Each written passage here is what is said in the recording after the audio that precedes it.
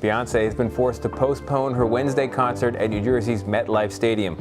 According to a statement released Monday, the star is currently under... Backup dancer who performed with A-listers like Beyoncé and Rihanna has gone missing. Ever wondered what really happens behind the glitz and lights of a Beyoncé tour? Something that the cameras never catch, something that chills you even when the music is just playing in the background. I danced for Beyoncé once, and what I saw still haunts me. Not the rehearsals, not the long nights, but the shadows moving where they shouldn't, the whispers in the silence, the feeling that someone or something was always watching. It wasn't the usual pressure of perfect routines or the endless hours in mirrored studios. This was different. A presence that slipped through the rhythm, hiding beneath the beat, in her eyes, in the mic she held. Every time the spotlight hit, I felt it closer, like it was aware of me, like it knew I saw too much. I've tried to convince myself it was nerves, exhaustion, just my imagination running wild. But even months later, I hear it as a voice under the lyrics, something old and alive, riding the music. If you think you're ready to uncover the truth, stay with us, because what I reveal next will change the way you listen to music forever. The rehearsal that changed everything. It was the third night of rehearsals, and something already felt off. The stage lights flickered even before sound check. No one said it out loud, but you could feel it, that uneasy silence between beats. Beyoncé's team ran everything like a machine. Every second was timed, every move measured. Yet that night, time itself felt strange, slower, heavier. We were practicing the final routine, the one that would open the concert. The mirrors lined across the studio made it feel like we were dancing inside a maze of reflections. I remember glancing at one of them and freezing. For a split second, my reflection didn't move. It was still watching me. I blinked, shook my head, and tried to laugh it off. Maybe I was just tired.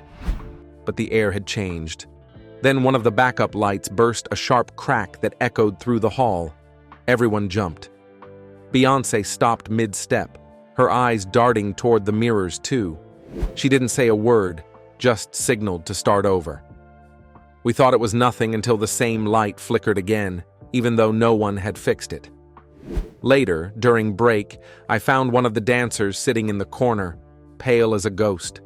She said she saw someone standing behind Beyoncé's reflection, tall, thin, wearing something dark that shimmered like smoke. But when she turned around, no one was there.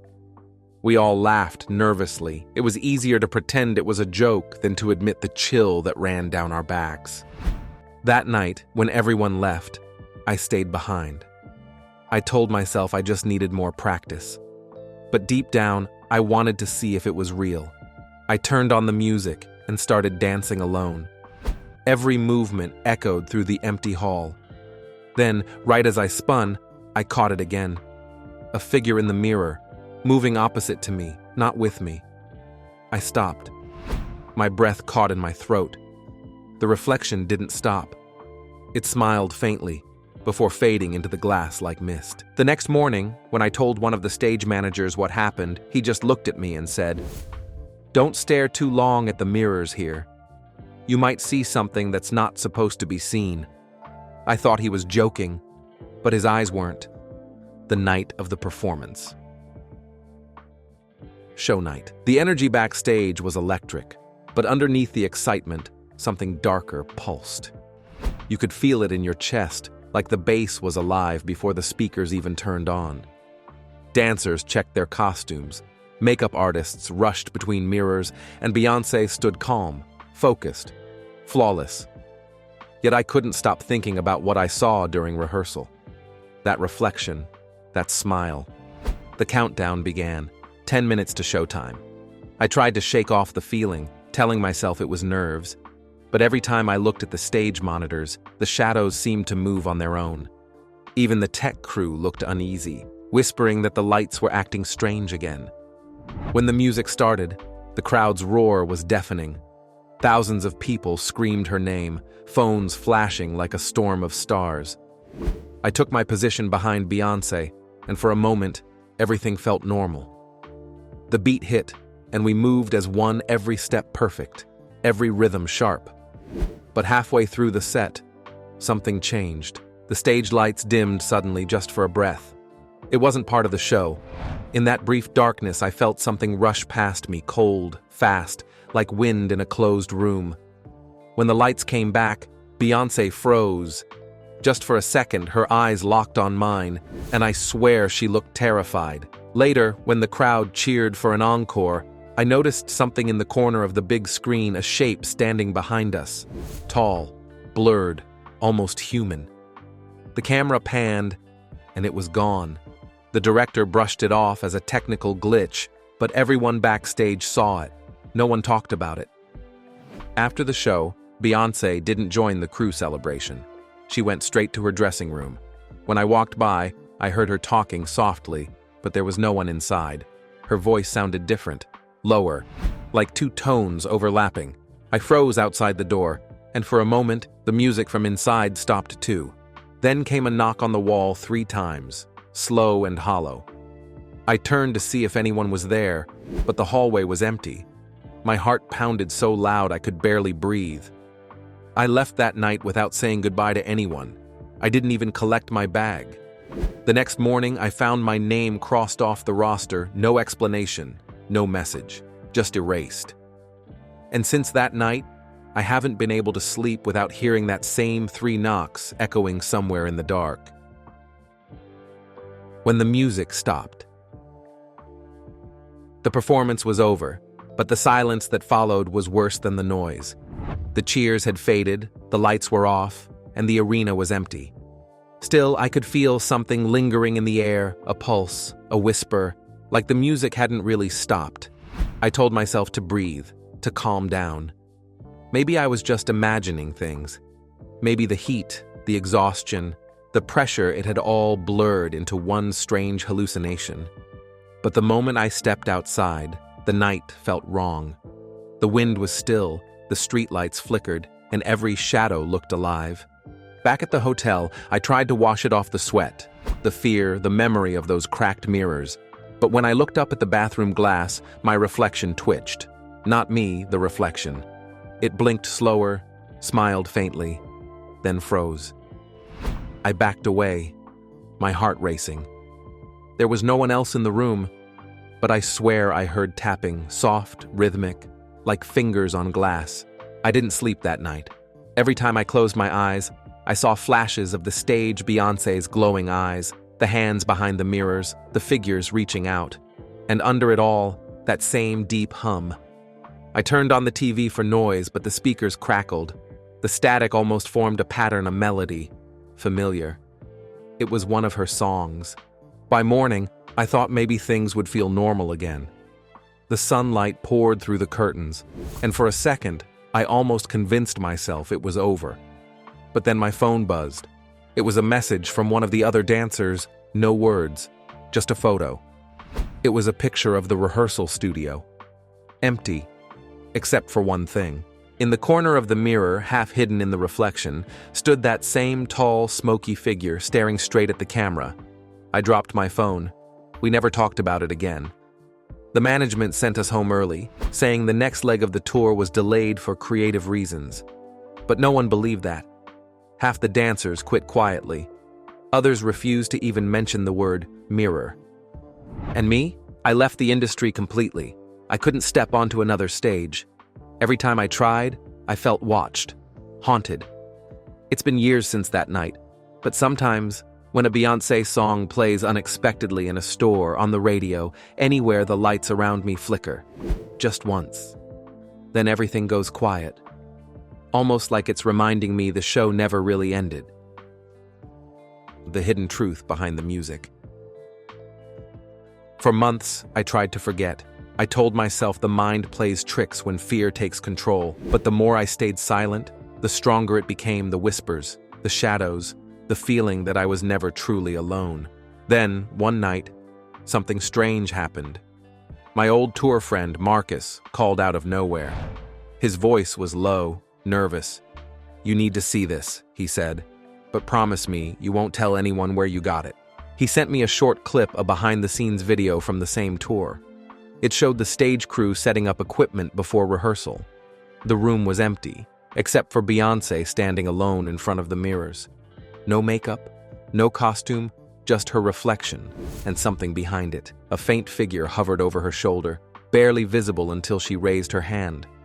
The shadow moved first, a fraction of a second before she did. Like it was leading her, not following. I paused the video, my heart pounding. Marcus whispered, "I think whatever that is, it feeds off the performance. Off the energy, the sound, the people watching." His theory sounded insane, but I couldn't ignore what I'd seen. The rhythm, the lights, the trance-like state on stage, it wasn't just music. It felt like a ritual. Every beat, every note, almost like it was opening something. After that, I started reading about sound frequencies, how certain vibrations can affect the human mind, even open doorways to things we don't understand. Maybe that's what made people feel possessed by the music. Maybe that's why I couldn't stop hearing that voice. And then it hit me. That whisper I'd heard during the show wasn't random. It was part of the track, hidden, buried under layers of sound, just low enough to slip into your subconscious. I found the live version of the song online and played it at full volume. Around the 2-minute mark, it came back, that same hum, that same cold, crawling feeling. Only this time, I heard the words clearly. "Keep dancing." My screen froze, the audio glitched, and for half a second, my reflection flickered, not matching me, just smiling faintly. That's when I turned everything off. I realized it wasn't about mirrors or stages anymore.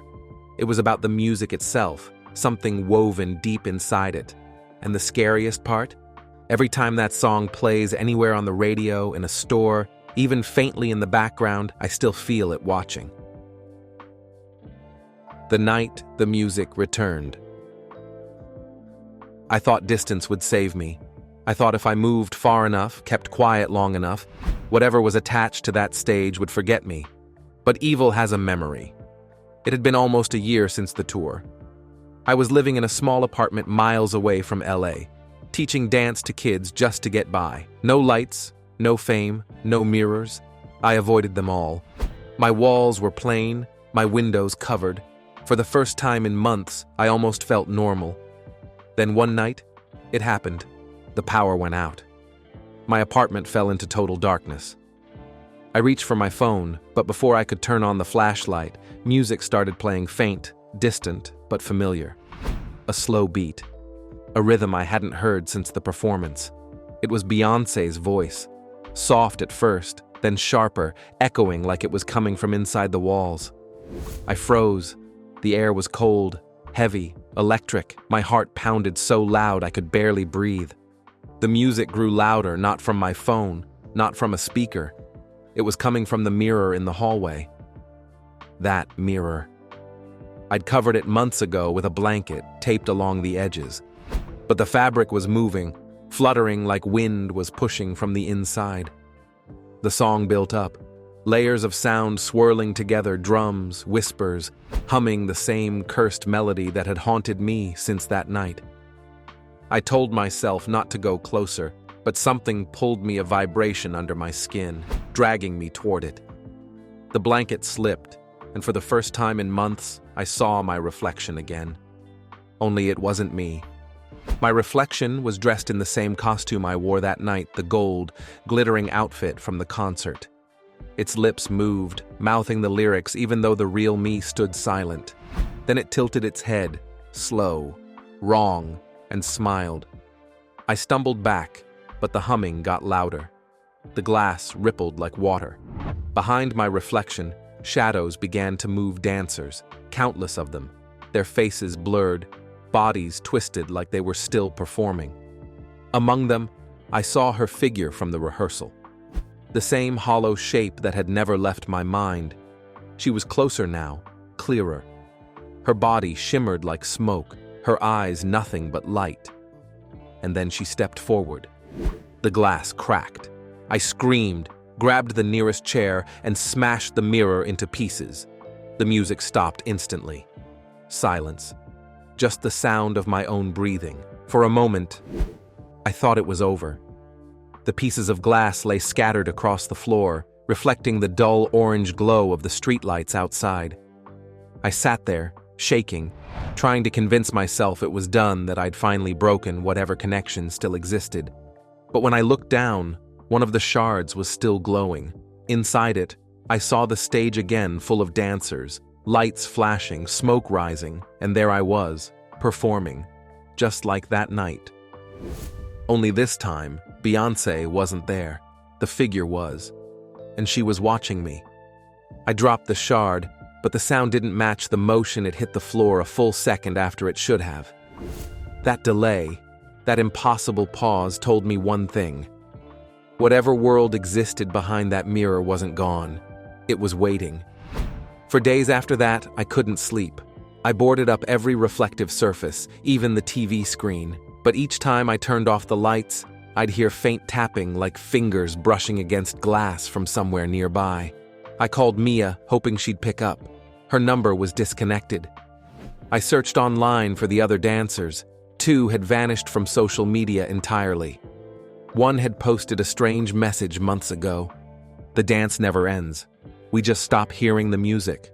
Well, an emotional plea today from the family of a missing Broadway dancer. That line stayed with me, because deep down I knew what it meant. The following week, I got a letter in the mail. No return address, no name. Inside was a single glossy photo of me on stage during the final night of the tour. I remember that pose, that lighting. But there was one difference. In the photo, my reflection on the floor captured in the stage shine wasn't matching me. It was turned toward the camera, smiling. That was the last sign I needed. I packed up and left town. Now, I live somewhere quiet. No TV, no music, no mirrors. I tell myself I'm free, but sometimes, late at night, when the wind hits the window just right, I hear it again, a faint beat, a hum wrapped in a voice that sounds so familiar it hurts. And I swear, just before I fall asleep, I feel the floor under me vibrating like the music is still playing somewhere close, waiting for me to join the dance again. Even now, years later, I can still hear the echoes of that night, the crowd cheering, the music booming, and underneath it all that low whisper that never left my head. People think I made it up. They say I was tired, overworked, or just caught up in the pressure. But how do you explain the cold touch on your shoulder when no one's there? Or the messages that appear on your phone from a number that doesn't exist? I quit dancing after that tour. I couldn't step on another stage without feeling eyes watching me from the dark. Every time I close my eyes, I see that face in the static, screaming, trapped, desperate to be seen. Maybe some doors were never meant to be opened, even by accident. Some say fame comes with a price. I just didn't know mine would follow me home. If you think you've seen everything behind the glitz and glamour, think again. The truth hides in the lights, in the shadows, and sometimes in the music itself. Stay safe out there, and if you ever hear a song start playing on its own, don't dance. Don't forget to like, subscribe, and share this story. More true horrors await.